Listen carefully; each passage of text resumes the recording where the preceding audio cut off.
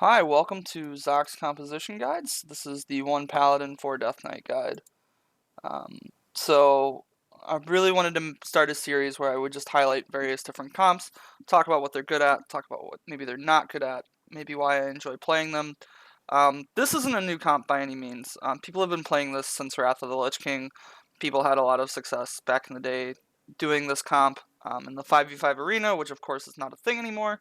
I played it back then and I played it most recently in the 8-3 BFA season 4, with 4 Blood Death Knights and a Holy Paladin, using lots of Twilight Devastation. It was a lot of fun. I got pretty high in the keys. I never really pushed that hard with the team.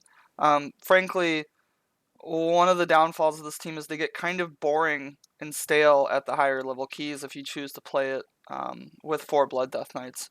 And I'll get into that here in a little bit. So, um, what are the strengths of this comp? And the strengths are, one, it's extremely easy to play. It's probably the easiest melee comp that you could play, in my opinion, next to maybe 5 paladins. 5 prop paladins is really strong, but I think the utility that these two classes bring together like way outshines any of that you're ever going to see with just 5 prop paladins. And it's also like a lot more versatile than paladins, because you've got kind of a wide array of um, utility and talent specs that kind of all add a different little flair to it. So whether you're playing 4th Blood or you're playing 3 Frost and a Blood, or 4 Frost and a Holy Paladin in World PvP, you just have so many options. And what's great going into Shadowlands is that Two-Handed Frost is coming back.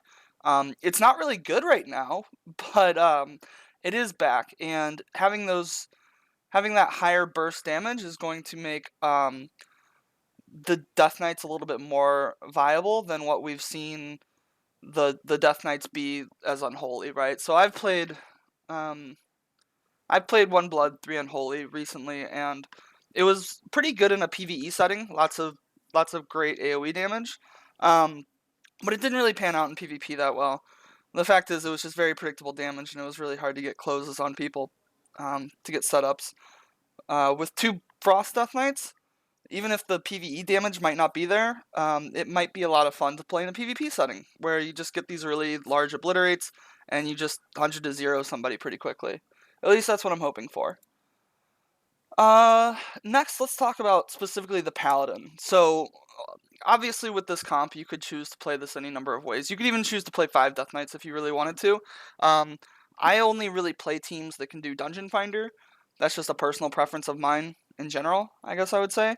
Um, but even there, right? Even with the choice of 5 different healing classes, I think Paladin is the best choice for this comp. The first, right, is very obvious. They wear plate, which is great for loot sharing, but also they belong in melee, right? And you could argue that monks do as well, and I don't really play monk, so I can't really talk about why a paladin is better than a monk, but I do know that paladins are very strong, right? Paladins belong in melee. They have the best DPS of any healer in the game right now, at least in the Shadowlands pre-patch, and I don't really see that changing much, right? They're kind of built for that, and there's kind of a risk-reward structure to their DPS that the other healers don't necessarily have. Most oftenly when I'm playing this comp, I will keep the beacon on my Holy Paladin, actually, and that's kind of how I mitigate the amount of damage that Holy Paladin is going to take. If you contrast this to a Priest, a Shaman, or a Druid, first off, they don't share loot, right? But also, they don't handle being in melee super well. Druids kind of do to some extent, but I originally played the 4 Death Knight team with a priest, and I found that I had to keep the priest in melee in order to, be able to move the team around well in PvE settings, and it didn't really work out that well. Um, I often just had my priest taking a ton of damage, and then I couldn't cast that often because I was having to move around in melee so much. Um, and then lastly, right, the most obvious part of why they belong in melee is their mastery, right? So Lightbringer increases their healing done by proximity, so the closer they are to a target, the more healing they're going to do. And so then, talking about the Death Knights, right, we've touched on a lot of it. Blood is super sustainable, so for blood, as you watched in this video, can take out huge packs of mobs. Just absolutely just bonkers on how much stuff it can pull. But Frost is like super fun for boxing, especially two-handed Frost. And Unholy can be kind of cheesy as well, with like all these ghouls and armies that you're gonna raise. So I think it's just very fun. Kind of to wrap it all up, because I wanted this to be kind of a quick thing.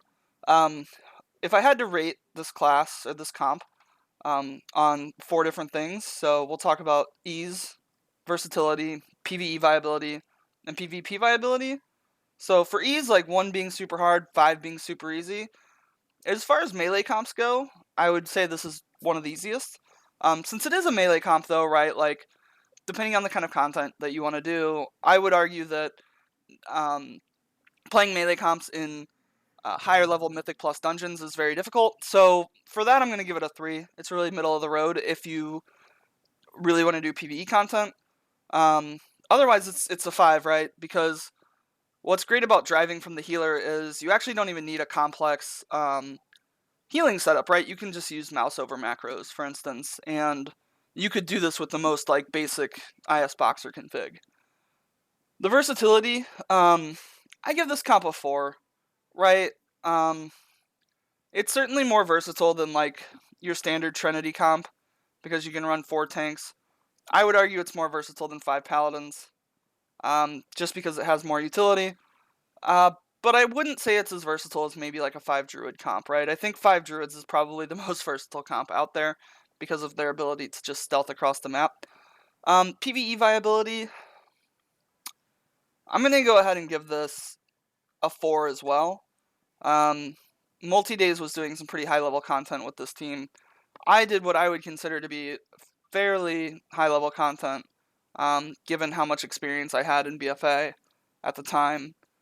And I certainly could have pushed higher. And I would say that I pushed like pretty high keys in multiple setups with this team, which was pretty cool. So I not only pushed high keys with 1 Blood Death Knight, or 4 Blood Death Knights, but I also pushed it with 1 Blood Death Knight and 3 Unholy. As far as PvP viability, you know, I'm not a huge PvPer. I certainly haven't done much of it in BFA. Probably did a lot more of it back in the day. This team has a ton of viability. Two-handed Frost, as long as it's not a completely garbage spec, has a ton of damage. We'll have a ton of burst, rather. So I'm going to go ahead and give it a 4 right now. It's not really compelling enough for me to give it a 5. But yeah, that's kind of where I sit on it. And I look forward to your comments. If you have any certain comps that you want me to rate or play through and get an understanding for, I'd be more than happy to do. Right now I'm just going through the comps that I know, that I play, that I've explored. But really, I'm really trying to just drive interest in comps that are outside of the norm, right? Because I don't really hear too many people talking about this comp lately. And there's a couple other comps that I think could be like super strong, but really just aren't getting the attention they deserve.